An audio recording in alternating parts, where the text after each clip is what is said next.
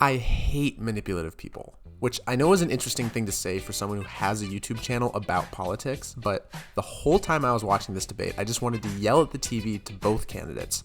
Do you think that I'm stupid? Do you think I don't notice what you're doing? Because I do. So I'm going to spend a lot of time in this video to point out exactly why this debate was so frustrating. The whole idea behind this debate was dumb. Fox News called it the Great Red State versus Blue State debate, as if these two governors could use their two states to speak for the entire conservative and liberal movements in America. Do you remember the episode of iCarly where Carly and the YouTuber Fred had beef? The one where Fred was inexplicably hating on iCarly until he revealed his true motive. Guys, since this war between iCarly and me started, do you realize that my Fred videos have gotten like 10 times more popular than they already were? So, you did all this for publicity?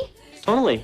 Just to make your Fred videos more popular? Not just the Fred videos, iCarly too. For Florida Governor Ron Desantis and California Governor Gavin Newsom, that's exactly what this was. They just want to publicly beef and raise their profiles. They weren't at all interested in trying to have a true ideological discussion. People love a good fight. So Hannity starts things off by not so subtly plugging himself to the national audience. I'm now the longest running primetime cable host in the history of cable news. I'm now, and I feel blessed, in my 28th year at Fox. And pretends the questions in the debate aren't framed to help Republicans. Our questions tonight will be coming from well-sourced, fact-centered perspectives, and again, fact-based questions. So let's get started.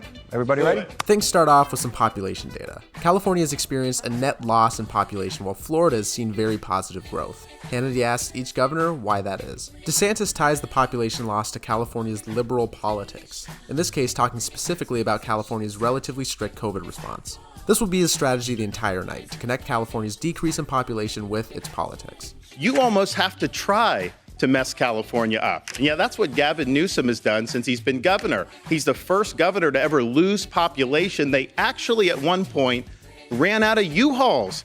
They have failed because of his leftist ideology. He also points out Newsom's well-documented hypocrisy on the COVID issue. He's imposed restrictions on his own people while exempting himself from those restrictions and going to the French Laundry. And ends by letting you know that you can't believe anything Newsom is about to say. He's very good at spinning these tales. He's good at being slick and slippery. He'll tell a blizzard of lies to be able to try to mask the failures. Newsom tries to make his first impression to the conservative audience seem folksy and down to earth. It's good to be with you, Sean. It's nice also to see you in a tie as well tonight. Good to be with you. And goes into a highly prepared opening statement, sort of, that really has nothing to do with the question. I'm here to tell the truth about the Biden-Harris record and also compare and contrast Ron DeSantis' record and the Republican Party's record as a point of contrast that's as different as daylight and darkness. He makes a lot of broad points that could have hit harder if they were in context. You want to bring us back to a pre-1960s world. You want to roll back hard-earned national rights on voting rights, on civil rights, on LGBTQ rights, on women's rights. The fact that neither candidate talks about the tight housing supply in California, one of the main drivers of the population decline, is such a disservice to this audience. You are focusing on false separateness. You in particular, Ron, are on a banning binge, a cultural purge, intimidating and humiliating people you disagree with. Newsom doesn't talk about it because it's been one of his failures as governor, and DeSantis doesn't bring it up because it doesn't fit into his people fleeing liberal California narrative. But there's one thing, in closing, that we have in common is neither of us will be the nominee for our party in 2024. Great opening statement, but Didn't it answer did not the question. Newsom uses a fact that kind of cuts against DeSantis' narrative, but doesn't address the overall question as to why California is losing population. Well, hold on. You mean the last 2 years, more Floridians going to California than Californians going to Florida? No, I put up on the By the way, That's a pretty slick way of not answering your question. He went on a binge of putting out a lot of left-wing platitudes. Notice how neither candidate directly responds to anything the other candidate says. Just a heads up, that's going to keep happening. Then DeSantis tells an anecdotal story about the experiences of a random person. So I was talking to a fella who had made the move from California to Florida, and he was telling me that Florida is much better governed, safer, better budget, lower taxes, all this stuff. And he was really happy with the quality of life. And then he paused and he said, by the way, I'm Gavin Newsom's father-in-law. He tells another story about two random cops that happen to love him.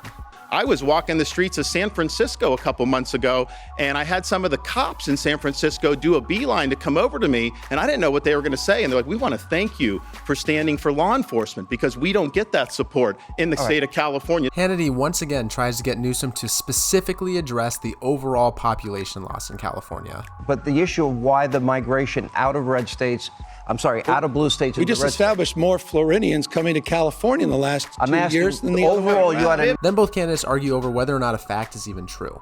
You didn't establish it. It's a fact. Just asserted it. It's a fact. No, it's not a fact. It is a fact. Moving on. Just a heads up, this is going to keep happening. The subject then turns to taxes. Newsom says that California does not have as high of taxes on low-wage workers compared to Florida, but he says it in a pretty confusing way. He taxes low-income workers more than we tax millionaires and billionaires in the state of California. He has one of the most regressive tax rates in the United States of America. It's the number 3 most regressive state in America. You look at states like Texas, overwhelming majority of Texans pay more taxes than the state of California. DeSantis disagrees, seemingly because it sounds ridiculous to him. How many people leave Florida to go to California because they pay less taxes? And cherry pick specific taxes that are higher in California. We don't even have an income tax, and yet California has a higher sales tax than we do. We talk about working people. They pay more in your state than the state of California charges for billionaires and millionaires. And it's just a value proposition. True. It's a fact. Again, you can't make You these have things $6 up. or $7 a gallon gas. These are folks that are blue collar people. Then he points out the fact that income inequality has grown over recent years in California. Yeah, they've got Silicon Valley billionaires. They've got a lot of very wealthy people. They've got a lot of people that are on government assistance, but they've hollowed out their middle class. That's who's been leaving California. They've been leaving in other places. And again, they cannot agree on the same set of facts. People in his state pay more taxes on the low end than we tax people on the high end. How does That's paying a fact, $7 a gallon proposition. gas help working people? They have the highest taxes in the nation. I don't know why Fox can't just put up a graphic that shows the effective tax rates for an average person in each state at different income levels. That would just save so much time for so many people. Next, the governors start arguing about Biden's record. Interesting note here, the Biden team disliked Newsom for softly floating himself nationally as a Biden replacement. Newsom then recently pivoted to becoming arguably Biden's loudest national surrogate. The lowest black unemployment in American history, the lowest unemployment for Hispanics in American history. And Newsom brings up a fact that leaves out very important context. 14 million jobs, 10 times more than the last 3 Republican presidents combined. Because he had 815,000 manufacturing the jobs were because of the COVID lockdown. Then DeSantis brings up a woman he knows that agrees with him. I talked to a woman who had a cart full of groceries going in, and they're ringing it up. And it got to be so expensive, she has to take a lot of the stuff out. That didn't used to be the case. The next topic is education, mainly how each governor's COVID policies have affected education. You had more kids locked out of school for a longer period of time in California than anywhere else in the country. It was the working class kids. It was the middle income kids. His kids were in private school. They were in class in person. They again disagree on the basic facts. You passed an emergency declaration before the state of California did. You closed down your beaches, your bars, your restaurants. False. It's a fact. One of them has to be right, but the audience just has no way of knowing who. Then there's another disagreement on the facts. He decided to fall prey to the fringe of his party. And as a consequence of that, Ron, tens of thousands of people lost their lives. Not true. Fox then puts up a graph from the CDC that seemingly contradicts their numbers when I look at their website right now. I'm sure Fox put them in a different context. I'm just not sure how specifically. Your state's death rates were almost identical. This is factually untrue. Hold on. Factually untrue. How do you explain that? The facts. Per capita death rates That's what that is. in the state of Florida were 29%. 29% per capita higher. 29%. That's not what the stats say right there. Tens of thousands of people unnecessarily about died. it. He put the graphic up there. Don't lie about it. Unnecessarily you don't need to lie about it. Because you're. Then they start talking about overall violent crime, something California has a higher rate of than Florida. Newsom counters by saying Florida's murder rate is higher. 7 of the top 10 murder rates in the United States of America are red states. He has a 66% higher gun death rate than the state of California. DeSantis says the numbers in the graph are higher and doesn't really engage with the murder rate. You put up the rates. He has 500 per 100,000. Florida is 250. So that's almost twice as much. And he's trying to spin that to say California's doing good. People are leaving California in droves, largely because public safety has collapsed. And if you just walk around San Francisco, you will see, and I think it's interesting, Gavin Newsom was mayor of San Francisco. So he took the San Francisco model, turned that into a template for California's collapse. Now the left wants to take the California model and use that as a template for America's collapse. We got a follow-up question. You brought up Jacksonville, Florida, compared Governor, to San Francisco, is 126% higher. Governor, let me bring up your. It's 84% The next question higher. dovetails in into Tampa, this. It's 75% higher. What? Let me also say, what are you talking about when it comes to this? Fox shows a graph on mass shootings, trying to show California's strict gun control laws don't work. The problem, of course, is the fact that only 1% of gun deaths are from mass shootings. The graph doesn't even adjust for population. Desantis talks about a couple of women he talked to at a Republican debate. So when I was in Southern California for the Reagan debate, a lot of the women tell me they have to take off all their jewelry just to be able to go shopping, because otherwise they're going to get mugged. Newsom essentially calls Desantis a hypocrite. I love this guy talking about backing the blue when you dangled pardons for January 6 insurrectionists, 85 of them that were charged with attacking law enforcement. DeSantis criticizes Los Angeles and Newsom white knights like no other. In Gascon in LA, that city has collapsed. That county's collapsed because he is not enforcing the law. So that's just the and here's the thing. American city. Then they debate education, specifically Florida's Don't Say Gay law. DeSantis brings up another lone, specific example to prove his whole point.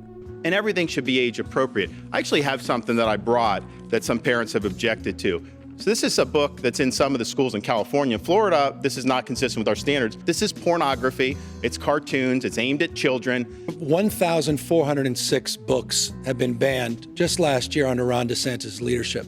I love that he keeps pulling this out. I've seen this. He's been doing this all over campaign trail. What's wrong with Toni Morrison's books? It's not banned. What's wrong? It's not true. Not. What's wrong with Amanda Gorman's? It's not banned. And the poetry? 1,406. 1,406 books have been banned. Then Newsom white knights once again. I don't like the way you demean and humiliate people you disagree with, Ron. I really find this fundamentally offensive. And this is a core value that distinguishes the values of my state and, frankly, the vast majority of Americans against the weaponization of education and the purging that he's advanced. I have a follow-up. And Hannity tries to help out DeSantis a little. And by the way, first, Governor, yes or no, are the book banning issues, is that not a state issue? Is that a state issue or a local issue? Local, and he's okay. That's all I want to know. The home book wasn't there. They disagree on the facts again. 4th grade reading, 4th grade math, 8th grade reading, 8th grade math. We outperformed you in every. It's a fact during COVID in every one of those categories. And Newsom hits a white knight hat trick.